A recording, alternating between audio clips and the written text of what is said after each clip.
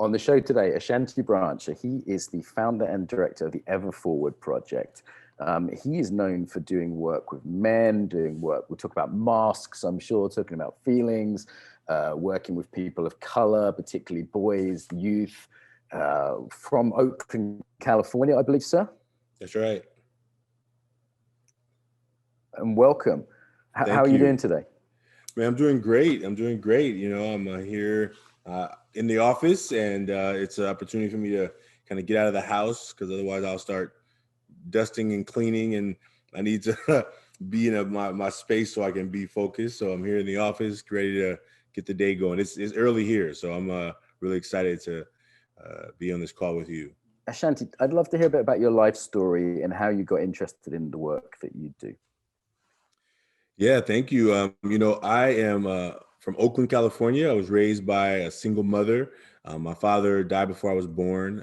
I grew up thinking early on that my father had heart problems. And so I was, I remember the first assignment that it had me learn about family history. And I found out that my father actually died, in the 70s, smoking weed with some friends, and somebody put something extra in the weed, and his heart couldn't handle it, and he died. And I think I found out that story from most of my life. I thought it was heart problems, and it was. His heart couldn't handle it, and his heart began to beat out of control. But I didn't know that his friends were a part of the cause. And I think it began in my early age of like 10 years old to really start to distrust a lot of people. There was no man in my house really, so I didn't have a lot of men in my life. My uncle and grandfather around, but just like in general, there was not a lot of men that I had connection with. And I think that trust started this weird thing of like, okay, how do I find my own place in the world? But also,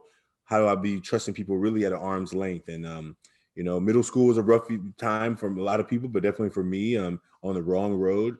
A teacher changed my life. She told me that, I know you're sad that your father died before you were born, but life doesn't give you what you want. It gives you what you get, and you got to make the most out of it.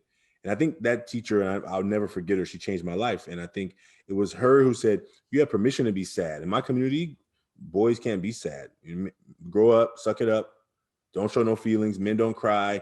Like that's the community values, unfortunately, for a lot of boys and men, that you got to always pretend like you don't even feel what you're feeling. And that teacher saw me through that. And it changed my life, and it changed my education life. And I began to get really focused about my learning. I went off to high school, focused, driven to go to college, went to college, graduated as an engineer, and then making money, like a poor boy from Oakland who's now has an engineering career and is making good money. And I wasn't happy. I mean, I was happy.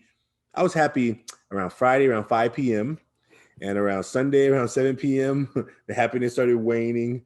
And I was realizing I was just hunting for happy hour. And it was a wild happy hour. From Friday to Sunday, 48 hours of whatever I could. Yep. I've been there. Man. And that's that moment, isn't there, where you go, hang on a minute, this is the bigger chunk of my life in the week. And even if I'm making good dollar, I'm making good money, people tell me this is a cool job, but it doesn't resonate. It's not deeply satisfying. And that's, when that day comes, it's like, shit. Okay, now I've got to do something else. So what was the next step for you then? You had that kind of cooling, that moment of realizing this isn't making me happy. What happened next? Well, actually, I decided to go even deeper. So I changed jobs. I got a job as a promotion as a project manager, and it made more money. I thought the way to fix that feeling of this is not working is maybe I'm not making enough money yet. So I went further deeper into the hole, thinking that the more money was going to bring the light, and it made it worse. So what I ended up doing is realizing when I made that new position, and I was like, oh, I thought it was more money would make me better, and it wasn't. It was making it worse, actually. I went back to school. I went back to school, become a teacher, and that absolutely changed everything. And the hardest part is that the seeds have been planted along the way. Like, a friend of mine had me tutoring at this one learning center. I got inspired by these young people. And I'm like, why am I liking this so much? This ain't gonna make no money. Like, something in my gut was saying, this is what you would be happy doing all day long. But I was like, I was too smart to be too smart for my own good. I was like, there's no way. I don't know what. We are conditioned to chase the money as well, right? I mean, society conditions us that way. And I kind of feel like money is a multiplier. You know, if you're miserable, money can make you more miserable. You know what I mean? Yeah. And it's like, and then when you're on a path and you get money, it's like, okay, great, I can use this for something positive. And, you know, teaching is not a path for money. And you've actually gone into sort of non-profit areas since then, right? As well. Like even you're going further away from that. Exactly. I heard there's one hip hop philosopher say, more money, more problems. And I think it's only you can know that when you have the money. If you don't have the money, you think the more money means more fun. And I think when you realize that it doesn't create problems for everyone, but it can if you're not, if it's not the thing that you actually was the source of your joy. And for most people I hear there's not, you know. And I think, yeah, when I became a teacher, I mean, I literally the first year Ever Forward started, I wasn't trying to start a nonprofit. I mean, if you told me, look, Ashanti, it looks like you're starting a nonprofit, I would have been like, you can't get more nonprofit than teaching. Like I'm already at the bottom of the profit list. And now, as you say, I'm running a nonprofit, which I can totally, oh yeah, it is possible to work harder and make less. And even less. My parents were teachers, so I get that. And okay, so what's the essence of the nonprofit? If someone said, what is Ever Forward? What do you do? What's your sort of elevator pitch? Just give us the basics, then we'll get into it. Yeah, Ever Forward is a youth development program.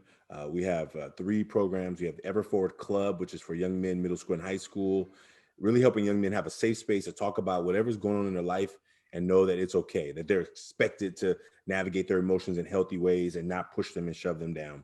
We have Ever Forward Professional Development for teachers, parents, social workers, people working with youth.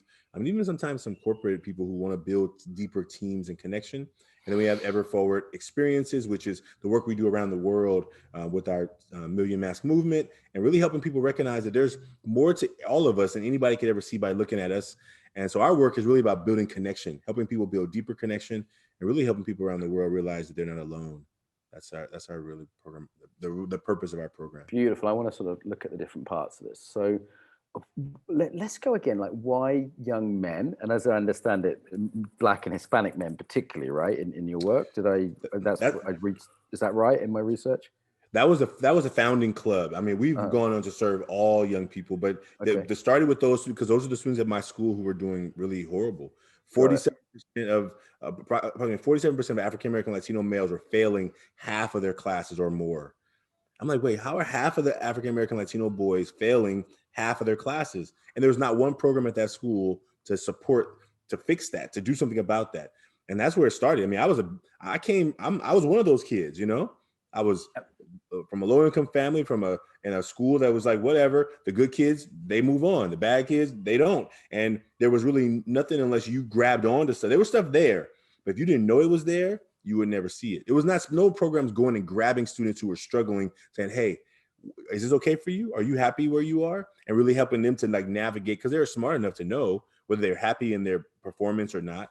But most times you assume that if the kid's doing bad in school, they must not care about school. And what I began to learn was that there was so much more baggage in the way and in their veil that school, you couldn't even see school. School, I'm just here to get away from my crazy life. Like, you know what I'm saying? Like school is a break from the chaos I got to go to after work, after school. So that's how it happened. And it was young men, because mostly young men were the ones who were like in all the fights, in all the suspensions, in all the drama in 2 different ways, right? But in the situation that were kind of getting escalated, our young men, and they didn't have a place to talk about it. And they were going through stuff, real stuff that they were pretending wasn't nothing. And that's when I recognized that, I realized that my work was more than just a math teacher, because the work that I needed to support them it couldn't happen in the math class, because it wasn't math related. It was social, emotional disconnection that was happening with them. And they had thought that as men, as boys, they weren't supposed to talk about it. And we had to finally... Yeah. Excuse me, I hope you don't mind if I jump in sometimes. This is like as I've seen the key piece from listening to your TED talk and other stuff is, these young guys who are underachieving, they're not doing well in school, but the source of it isn't their math teacher or their English teacher. The source of it is that they've got all these social problems, they've got pressures. And on top of that, they can't talk about it. It's not even recognized. There's not even a language to talk about it. So like, even if they could get help, they're screwed up. You know, there's no way for them to even begin that process. Yeah, there's a language. They just don't know the language.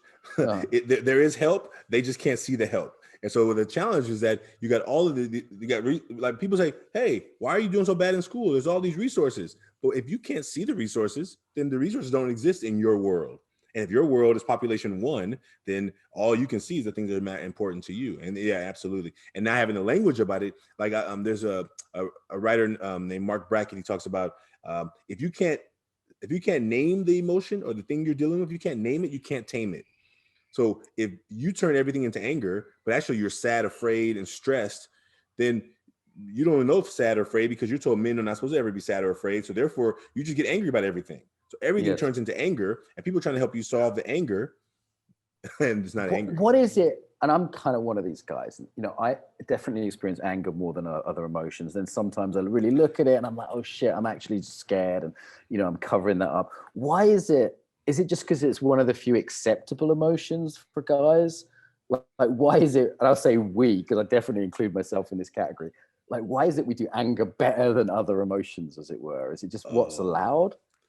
Man, thank you. And I'm one of those men too. And I've gotten better at it over the years. I think it's because it's allowed. Not only just allowed, it's almost expected. And depending on where you grew up, tell me where you grew up. I grew up in a village in the east of England. The nearest equivalent would be like Alabama. So it's rural, but rough. That's where I come from. And so you there grew up with that same belief that I grew up in Oakland, California. And what I see is that when I talk to people, even in different languages, they understand the same thing, that there's a rule that you better not show those feelings because people are going to call you not a man. And when we're in the binaries of you better be a man or you're going to be a woman, then the challenge is that if you're not a man, then you must be a woman. And therefore, if you're a boy growing up and who identifies as a boy, anything that is to say that you're not a boy, not a man, you may run from it. You may hide from it. You may even pretend that it doesn't even exist. And we tell boys this early on, hey, stop crying like a little girl, we say. Don't be such a girl. I got told the same thing in Britain, like thousands of miles away. And we even had one called 50p for blaring. And here's what it was. If you cried, your friends, not your enemies, would demand 50 cents from you. They'd say, we're going to tax you because you cried like a girl. And like, you had to give, it's like $1. You had to, and when you're a kid, like $1 is quite a lot of money, right? So it's like you had to give up that $1 to your friends if you cried. And that was just a normal thing where I grew up. And I look at that now and go, God, that's horrific. Yeah. Imagine how many other boys who may not feel like in the body they were born in is all of them, right? They feel more sensitive. And like they get even harder, right? Because now people are like challenging them for just them being themselves. And then you're like, you either got to fight against that so you can become tougher. I'm going to fight against it. Or you just feel ostracized by everybody because you're not going to pay the $1. I'm not paying you $1 for that. And then what happens? Well, that kid has to fight physically, or people just push him so far out of the boy circle that now no one wants to talk to you. So what's all the baggage that comes from that of not even being accepted because you didn't want to fall in line with the conformist of saying this is what we all do. And I think that becomes really challenging. And I think why with boys, I think our boys are very sensitive.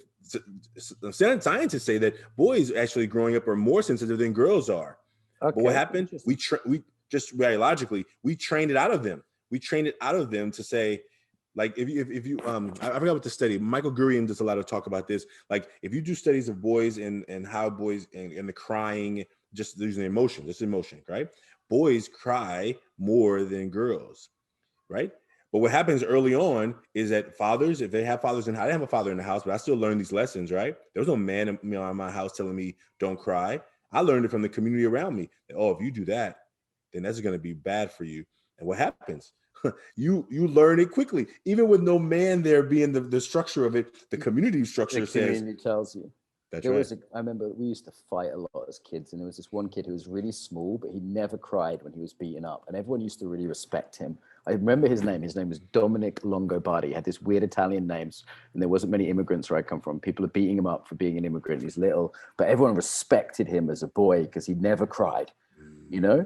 And then equally, I remember once I cried at a tennis game. I got angry about something. I cried, and the shaming I got for weeks afterwards, because it was like I got frustrated about something. I don't know, it was a bad call or something, and I cried in sort of anger and frustration. And it's just like the community was, no one had to tell me. It was just like I was just mocked for weeks, for it. And I think of how Dominic was respected and I was mocked. And you don't even have to do it yourself. You can just see that happening in others and go, okay, so I'm not allowed to express any emotion other than anger. Man. Not if I want to be in the man's club, right? Not if I want to be. There's a researcher at Stanford, Judy Chu. She talks about her research with like little boys, 5 years old and younger.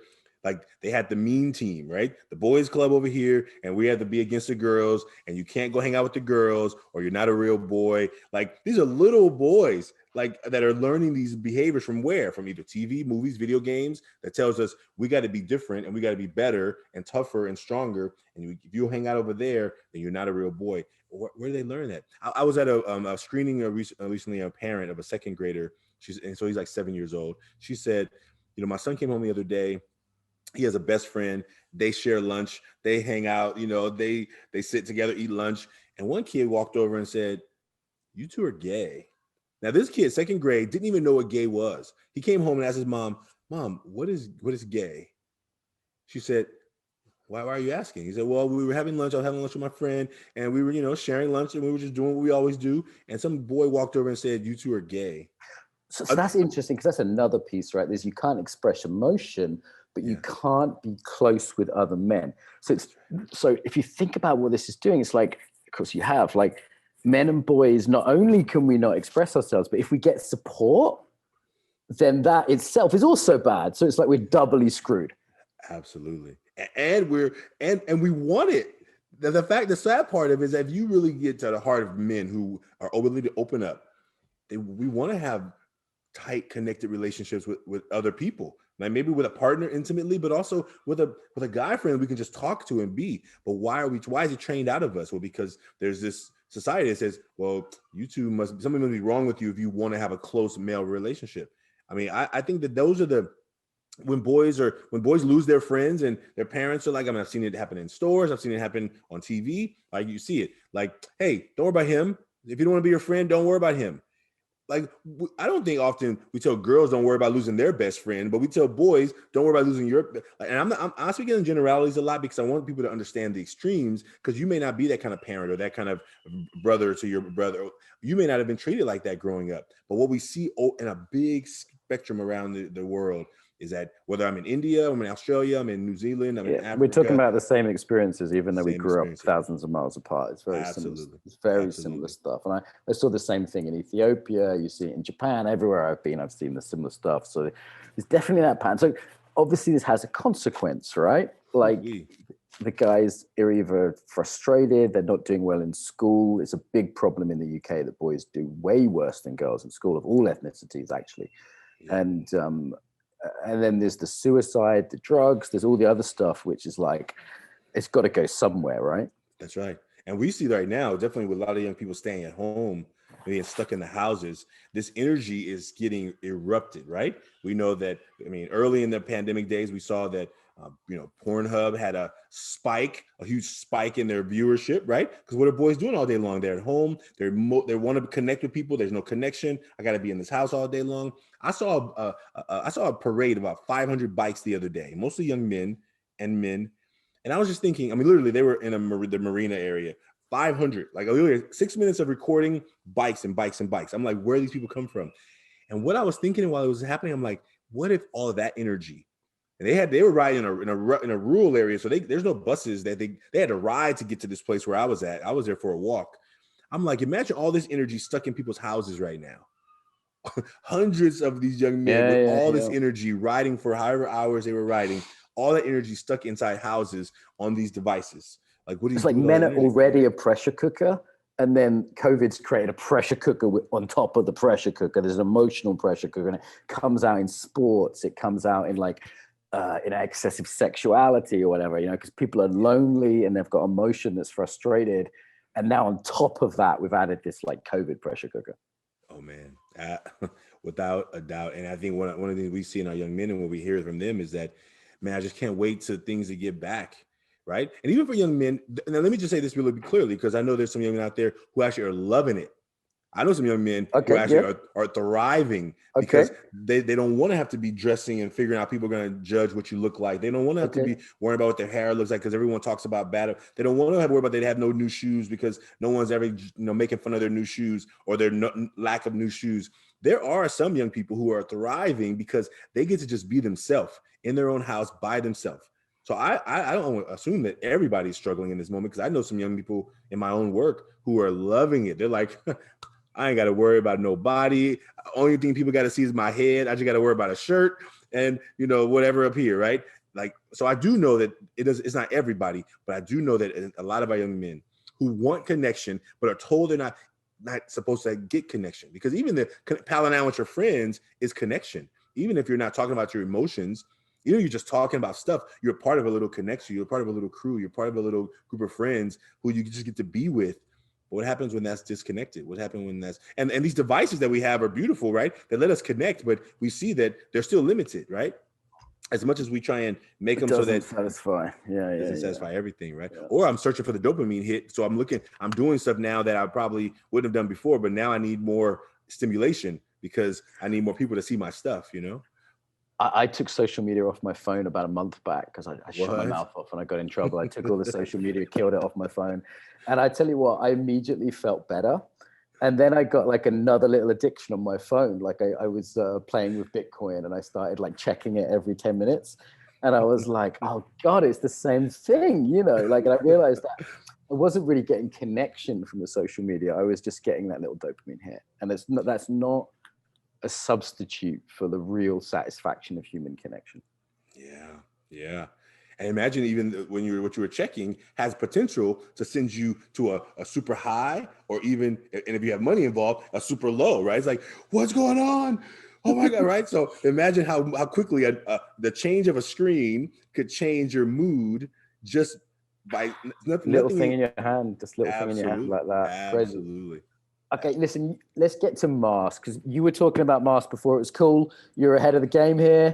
So like you were talking about mask pre-COVID. So let's sort of say like what you mean by the mask, and then what does that mean now? Because the context has shifted from 2 years ago. So our main work was called Taking Off the Mask. That was our main workshop. We were featured in a documentary called The Mask You Live In, which was about American masculinity.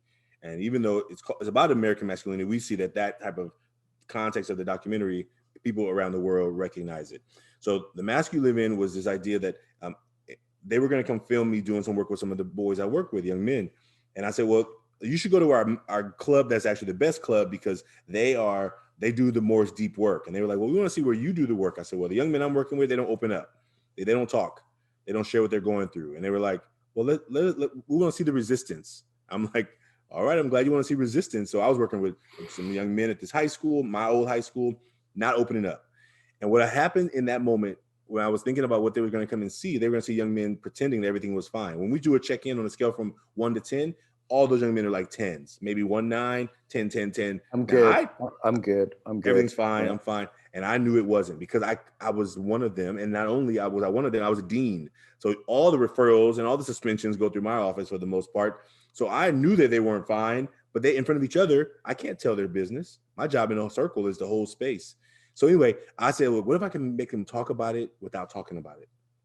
And the idea of the mask was like, okay, in the documentary, I pass out this picture of a mask. I'm like, okay, on the front, right qualities that you let people see. On the back, right qualities you don't let people see. And right away, like literally, they started writing them. And what I was like, okay, ball the paper up. And then we just start throwing pieces of paper at each other, because I really my goal in my mind was shake the energy up, but also mix the papers up. And then I told what do they say? Like, what do you say? Like, because there is this thing around the world, and in Britain we have this, how are you? I'm okay. How are you? I'm okay. It's just a sort of social ritual. And, for certain groups, maybe guys, particularly certain ethnic groups as well, I think, it's like you can't say anything else. Right. And, I saw you do a check-in at the Embodiment Conference. I watched your Embodiment Conference talk. It's like, no, really, how are you? Like, I was just training some of my new staff in this, because we have a company meeting every week, and we do a 30-second check-in, and I ban fine, good, and okay. They're banned. You can pass, but they're banned, And it's like, there's some people in there who are from Hungary, who's a culture that isn't super emotionally expressive in my team. and they're like really struggling, but they're like, I'm tired. I'm like, good, like I try to reinforce that they can say tired, and I'm not going to fire them. You know what I mean? It's like you have to teach people that it's safe to say how they really are, right? Like, what do people say when they start feeling safe enough to kind of come out with it? Man, I think what they began to recognize, and definitely those young men, I want to tell you this last part, because what they did in those papers, when they opened up a paper that wasn't theirs, they saw that what they were not showing behind their mask, the other young men weren't showing behind their mask. Because everybody on the front was fine, good, and cool, but on the back, it was like fear and sad. I don't show anger because I'm afraid if I show anger, it's going to get me in a lot of trouble. Like all the things, that family problems, addiction from parents, like they began to recognize that, wait, how are we all dealing with the same stuff and we don't talk about it? And one young man said, it's like you got to keep your poker face on. You can't show people what you got. Right. And I said, how hard is that? And he's like, well, if we don't do it, people could use it against you. So they already know that if I let people know how I feel, then somebody can betray me and they can tell people. And then those people think I'm not a real man. Then I got to prove to those other people that I am a real man. And then it becomes a battle. In a community like Oakland, it means you're probably going to be fighting, or you're going to be in some kind of physical altercation, because that's what people need for themselves and to prove to others, because it's an outward vision. But once you prove it once, you're never done proving it, right? No matter how much sex you have, no matter how many phone numbers you get, no matter how many cars you drive, how much money you have in the bank, you don't have that thing though, and you don't have that, and so he's always, if you're hunting for the thing that's going to make you prove to everybody you're a man, you're always going to be proving. When do women have to prove they're women? How do women have to prove they're women? I mean, is there a proving that you're a woman? The idea. Maybe they do. They in other ways, maybe in other ways. Yeah, I mean, if a woman's not considered beautiful, that's a problem for her, right, amongst other women. And, I think they have their own pressures, don't they? But it's definitely different. I feel sad, like, hearing you talk, because when I was a kid, my dad was drinking, and I didn't tell anyone about it. Kind of people knew because it was a small town, and I think, God, I bet there was other kids that had a dad that drank, but I never met one. In 15 years of being a kid in that little town, I never once met another kid who's like, yeah, my dad's a drinker too. You know what I mean? Because he wasn't talking about it and I weren't talking about it. That's right. So how would we find each other? You know what I mean? And the last thing I wanted is people to know my dad was a drunk, and then that word would get out, and then I'd be teased even more than I was already. And my friends were they would like keep it quiet because they were trying to defend me. But I couldn't get any help for that. I couldn't get any support for that, because it was like, I didn't say anything. My friends didn't say anything. My mum didn't say anything. It's like, so how would I have reached out to someone and said, hey, this is really rough, Yeah. And how many young people are dealing with so many more things, right? That could be even that, and what you dealt with, and feeling what you felt. And imagine if it was abusive, right? If you were like having to wear long sleeves to hide other stuff that was going on. And I think that what young people deal with oftentimes, sometimes parents who haven't dealt with their own emotions in healthy ways begin to spill out that unhealthiness on the children. And I think that what we do in our work, we tell young people, look, we don't think you're broken. We think that you may, and definitely the young men in our work, we believe that you may have been told things that were not 100% accurate. That to show feelings makes you less than who you are. But we think that it actually allows you to be more of who you really are, right? Like when you talk about how you're doing, I'm fine. Okay, we have this image in our work, and I'll show it to you, but I'll tell you about it. So on the outside of this image, it says, I'm okay. If you look on the outside, it says, I'm okay. It's like a face. But if you look on the inside, in between I'm okay, there's a word over the mouth. I'm not okay. Yeah. And it's hard to see on purpose. We make the not is hard to see, because if somebody's saying I'm fine, I'm good, I'm cool, you almost feel like you may be a jerk to be like pushing them and say, are you sure? Are you sure? Yeah. Because it's hard to talk about. Mm-hmm. It's hard to see it. It's hard to see it if they're good with their masks, and it's really hard to talk about it. And what we know about the mask is we're telling people, look, we're definitely not talking about these personal protection masks that everyone is needing to wear in many communities. We're talking about masks of emotional disconnection. Like the mask that you were wearing before, that's not a piece of fabric, but that's your smile when you're not feeling happy. That's your, oh, everything's fine when you're not doing fine. It's your, oh yeah, everything's great. Everything's great this weekend, when you know that it wasn't, because the image that you have to keep up. And sometimes those images, we don't tell people, I don't judge people's masks. I got mine. I tell people, do you have a place that you can go and take it off? You have at least Right. one person that you can go with, and they know you fully. And that is really something that we've been really working with young people about. And one of my mentors about maybe a couple of months ago asked me, Ashanti, where are you fully known? Where are you fully known? And I was Where like, are you fully known? That's a nice yeah. question, huh? And I Yeah, was yeah. like, I don't think anywhere I'm fully known. He says, well, I think it'd be really hard to be fully loved unless you are fully known. Because you get love for something you're not. Yeah. That's, Yeah, not anymore. or just half of you, right? Or just Yeah, not parts in of your you, or just, entirety. and that's, I was like, oh wow, oh wow, I feel that, right? And I think that we talk about young people about really finding places, and everyone doesn't deserve to know all your truth, right? Whatever you've been going, everyone doesn't deserve to hear your real story, but can you? I think everyone needs at least one. That's what we invite young people Yeah, in. yeah. Those one or two friends, or that therapist, or that coach, or Yeah, mentor, whoever it is that you can go that's right. to. I think the difference between one and none is a huge difference, right? Whether that's a mentor or a youth worker, that's a huge difference. That's right. Absolutely. Beautiful, beautiful. And how does this interact with the sort of the personal protective mask wearing thing? So let me give you an example. I noticed this. I was in this hotel the other day in Mexico, and I was kind of in a bad mood, and I didn't really want to connect with anyone. And I was kind of glad that I got to put on this blue mask as I walked through the hotel, because I didn't really want them to see my emotions. I was a bit lonely, I wasn't having a great day. And I was literally hiding my face. And it was kind of easier than having to put on a fake smile, because a lot of the staff were real friendly, kind of got that kind of Mexican kind of friendliness going on. And like, I just didn't want to deal with that. And it was so good to be able to put on that blue thing in front of my face and then just sort of nod as I walked through if they addressed me. And it was like, wow, this is like a literal mask instead of the virtual one almost, Yeah. Oh man. And what you just named there is such a big thing. And I've been writing about this a little bit lately, because I'm 6'1" and I'm 300 pounds. So I'm a big dude. And I am always more conscious about how much size and space I take up in spaces, whether I'm in an aisle at a grocery store. So I'm always trying to smile at people with this pre-mask, like just to make them feel a little comfortable, right? To put them at ease, right? And I realized that, like, when I'm wearing a mask, I don't have to be thinking about trying to make sure that I'm smiling at everybody so that they don't feel uncomfortable around me, because we're all wearing masks anyway. And I find like, oh wow, I have less thinking to do when I go and do my business in the store, because you don't have to appease people that way.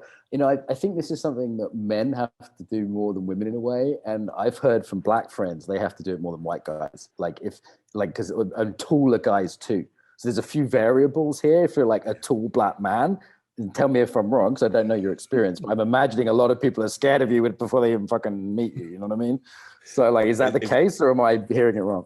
Well, I live in Oakland too, so I live in a community that has. I think I don't know if they're scared, but I know there's this apprehension, right? It's like what's going to, especially if we're in like, let's say we're in a grocery store, people are less worried than if you're like walking down the street, right? You're walking down the street, even in the daytime, right? People, I've had plenty of those experiences where people are just like, what's going to happen is something. If they're afraid of you, if what your presence represents to them is something that's to be afraid of, then they're going to clinch up, right? I mean, I think that I've known that feeling growing up in my own city with other men, right? Like, okay, I'm walking down this place, I'm in this.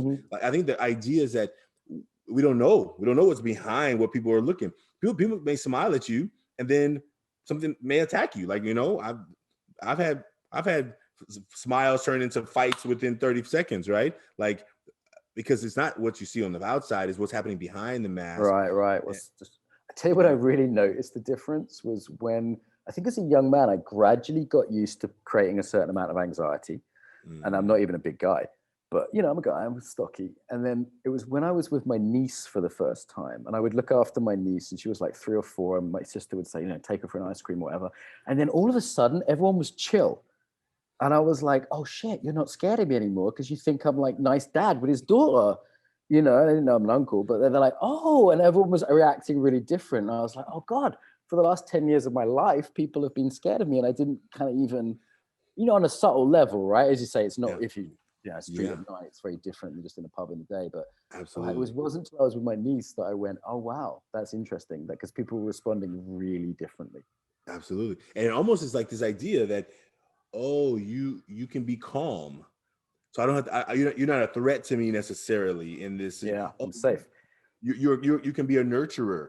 So therefore, okay, right? And I think that, I mean, like, you imagine, like, the movies are always like a man in a park with a dog becomes the attraction. Like, oh my God, you're taking care of a little thing, right? And it's like, oh yeah, right? Where if I didn't have this puppy with me, I'm somehow like now just we're dangerous, or we're like got a puppy, is what, or a little girl in this case, it's like, it's a funny thing. And I think that's, like, I feel like women don't really understand what it's like to be perceived as dangerous. Like, you're on a date and someone says, you could be an axe murderer. And I'm like, well, yeah, I get that you have to take care of your safety as a woman, and I respect and appreciate that. And can you imagine what it's like to constantly have to prove you're not an axe murderer? It's just a surreal situation. And, I had a sister. I was oldest, but my sister was next. And I taught my sister about which guys that I was concerned about, because we ended up at the same high school, I think 1 year overlap. But I was like, look, listen, here's what people are going to tell you, and here's what I need you to be hearing. I didn't hear to hear from me that I loved her, that she was special. And we didn't have a father in the house. So I was the father figure, even though I was only 4 years older than her. But I was like, you are beautiful, you're special, and you don't need to hear from one of these guys to make you believe you're beautiful and special. Because what happens in our community is that girls who are maybe not grow up with fathers, and this is not everyone, this is just a generality, but this idea of hunting for the love of the father figure, you have a lot of men who will tell you how beautiful you are, and hey, let me buy you this and that, and then you're indebted to them. Then they begin, this trafficking happens in our community because these men have told these girls who are looking for the love of a male energy in their life, and then they find themselves indebted or trafficked around the world or country. And so I think me raising my sister was always trying to protect her, because I saw boys in my class, young men, treat girls really badly. And all they did was use them for their bodies, right? And then they began to brag about them in different places. And I'm like, my sister is not going to get sucked into. I mean, if she does, she does. But I'm gonna tell her what's happening. I'm gonna tell her what's happening. And just because somebody said they love you doesn't mean they love you. But you need to be evaluating in your heart how they treat you. And I treated her like she was special. And so she knew what it felt like authentically, because I didn't want anything from her. And so when someone says it just to get you to do this, do that, then she had a way of understanding, nah, that's not going to work. And I think that I having a sister made me really be more thoughtful, and not only about that, but I mean, I was raised by a mother. So I had a lot of respect for women, just because my home was like, you better, right? First of all, you better. And second of all, I learned that it's important to do, right? And I think that what we see with the mass with young men, and the last thing I'll say about this is that now that we can't meet face to face, we do these masks online, and young men get a chance to create their mask digitally. And we see it over and over again, just young men feeling the sense of loneliness, fear, sadness, that they don't get to talk about out loud. But at least with this digital tool, they get to see really quickly that there are other young men in their own class who are dealing with similar stuff. And that is where we found a really beauty in being able to help them navigate all those emotions in healthy ways. Listen, could we personalize this? I feel like we're talking about our own experience, which is great. I've really enjoyed this so far. We've got about 10 minutes left. And I like, can you tell us a story of like a young guy that you've worked with? And, I feel like personalizing it would really bring it to life for people, like the importance of this stuff. Yeah. Well, I'm stuttering because I'm trying to, you said personalize it, but I was trying to think, if I tell a story about let me tell a story about a young man. I'm still scared to tell some of my own story, but our program was featured on this Lisa Ling, This Is Life on CNN. And in that show, we were in the Rites of Passage event weekend. And I told the young men in that story that when I was 8 years old, I was sexually assaulted, And this is like this year. The camp was 2019. The show came out 2 months ago, and I had never told my mom about it. Like, I was 8 years old when it happened. And just literally in the last 2 months that my mom found out about it. Like, why didn't I tell anybody while it was happening? Why didn't I tell anybody right after it happened? Because as an 8-year-old, my best logic was that, well, Ashanti, you're the man of the house. How could you let somebody do this to you? Like, you must not be a real man of the house because a man wouldn't let that happen to him. 2, what was my mom going to think of me if I tell her that I didn't let it. I mean, I was doing my best, but I in my mind, 8 years old, all I can think is I let it happen. There's like inappropriate guilt there. Yeah. Absolutely. And I think that what I saw in myself and the work that I've been doing is when I talk to young men, I just ask them how they're doing. I only literally, say in the last 5 years, remembered this story because I had shoved it so deep out of my mind at 8 years old that I had turned to food as a healer. So when I began this mentoring program, I think deep down I was building what I wish I had in high school, what I had in middle school. I wish I had a place that somebody could hear my truth, not make me wrong for it, help me navigate through it, not blame myself for it, not turn to substances to feel better about it. And my substances happen to be food, which made me just blow up as a overweight.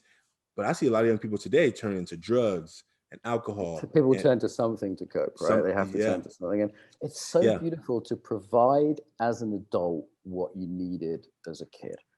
Like that. And I've heard that from different people I've interviewed and seen on the conference and the podcast. Like, it's a beautiful healing journey to say, I didn't get this and it really matters. And now I'm going to make sure others get it. Like that's sort of post-traumatic growth, almost post-traumatic contribution. Yeah. Like that feels like the essence of so many people I know who are doing good work in the world. Yeah. And you know, one young man I'm thinking about right now, and I'm glad we're talking. You asked me about the personal story. I've never told that story on a podcast except my own, right? Like, so I was nervous to say it, but what I realized is that it's my truth, and I'm starting to learn to take away the power of that story over me, as opposed to like me being able to land in it. Another young man right now who I'm mentoring, he's hiding from me. And the way they hide from me is like, I'll reach out to them and they won't respond. Yeah, that's ghosting is really common amongst young people. They just won't respond to the text. I get it. That's right. They got these devices, right? You send it, they got it, but they don't respond. You can see they've got it as well on the WhatsApp where there's a little 2 blue dots, so you know they've got it. And they're like, I've had that with employees. I've had that with all sorts of people. Yeah. Like, dude, I know. and the fact of that, the belief that they are sometimes thinking they're protecting you. So one of my young men, I wrote him a message on Christmas, right? I said, Merry Christmas. I'm sad I don't get to see you anymore, but I respect your choices. I've been here for you. Regardless of what story you're telling yourself, I'm still here for you. And about an hour later, he wrote back and he said, just want to wish you a happy New Year's. I hope everything goes well for you and that you reach all your goals. Just know I have nothing against you and I'm in a crazy place in my life. I don't want you to hurt over me. I'm a horrible person. You don't need me in your life. I need you, but I'm choosing to keep my distance because the only one who would be hurt at the end from this friendship is you. I love you, Branch. Please stay safe. Wow. And you know, that broke my heart even more. I mean, he thinks he's protecting me and all I'm trying to do is get closer. You see that with shame, right? People go, I'm so bad. You don't want to be near me. That's right. You don't want to touch me because I'm so bad. Right. Yeah. That's right. That's right. And this is a young man I've been mentoring for 5 years, you know, like, it's not like I've just met him. It's like, sure. And so what happens when they believe that they're going to disappoint you? It's like, why would you ever think that? I've never given you reason to believe that. You are telling yourself a story. And what we see over and over again is our young men, they want to connect. I need you, which means that, I mean, that felt really good, but ultimately I want you to like, let me in. And I think that if you believe that the only way people will care about you is if you are always at your best or what you think they think your best is, then we may never let people see when we're struggling. And the parents who are human and alive, have many experiences, don't let their kids see how they navigate troubles and challenges. If you're the parent and you're perfect, how does your kid ever know how to navigate challenges, right? If you never express to them how you navigate challenges. And so we tell teachers, the parents, the same thing, like, kids need to know you're human, because they're not going to come to you and talk to you about stuff if they think that you're perfect and that you couldn't possibly understand what they're going through. And that's how this work has been growing. That's how we've been able to reach more people, just really trying to help people be more authentic, and also being really honest that we know that you're not going to be able to share it with everybody. Yeah. And it's obviously beautiful work. I think it's really important work. I'm glad people like you do this work. I'm glad I do see the world moving in positive directions around this. I think my generation are better than my dad's generation in like talking about stuff and reaching out. And I see like young guys hugging each other and, like talking about mental health and drugs. It seems like there's real positive movement. So I'm glad this is like, there's a movement in the world, and I'm glad people like you are pushing it along. So thank you on behalf of all the boys out there. How do people support this? Where do they get involved? Where do they donate? Where do they, this million mask movement? Like just free flow. What do you want to tell people? Right on. Well, we are inviting everyone around the world. We set a goal to collect 1 million masks. We're at 50,000 masks right now from 19 different countries. So you can make a mask at the website 100kmasks.com. That's www.100 the number 100kmasks.com. And if you want to see what we're up to at Ever Forward Club, you can find us on any social media at Ever Forward Club. Ever Forward Club. Club. Yep. And our website is everforwardclub.org. And so please reach out. Please join the movement. We actually are just starting a new program where we're working with teenagers who want to like support and be involved in their community. They're called peer mentors. So they get to then go to other classes and other schools and present. So we train them right now. We're in the early stages of it. We have our first school here in the Bay Area. The pilot went really well. 16 students presented to 1,250 students at their school to take them through the mask activity. It was so beautiful. And it's beautiful when young people now get inspired to help each other to be more real themselves. And when it comes from me as an old guy, they can hear it because I tell real stories. But when it comes from another teenager, your same age, who's willing to open up, it's been so beautiful. And so we're so excited to be a part of this movement. And thank you for having us. And thank you for letting me share. No, man, listen, I heard really good things about your session at the conference, and I caught you on the leadership panel there. And I've just pinged you my number if you do iPhone or WhatsApp. Yes. If you're ever in London, give me a shout. If I'm in San Francisco area, I'll give you a shout. And I'm sure Embodiment Unlimited can give you guys some support in some format. It might take a little while to get it together, but I like what you do, and I feel it touches me personally if I feel like my own childhood, and it feels like a cool thing. So let's go backwards and forwards on the WhatsApp and see if we can get you guys some more support. What would be useful? It might not look like, often these things are quite creative with our network. So, but yeah, I've really enjoyed this. It's been very touching, actually. Thank you. And there's a new documentary that we're going to be in, and I'll let you know the screening is going to be February 13th. It's called Beyond Men and Masculinity. The director is from the UK. His name is Alex. I forgot Alex's last name right now. Gabe. But he's the new documentary is featuring our work, and it's around this work around how do we give men more space to be more of themselves, their full selves. And so, man, thank you so much. I'm so excited to be connected, and I look forward to even more. I would love to, at some point have you on our taking off the mask experience.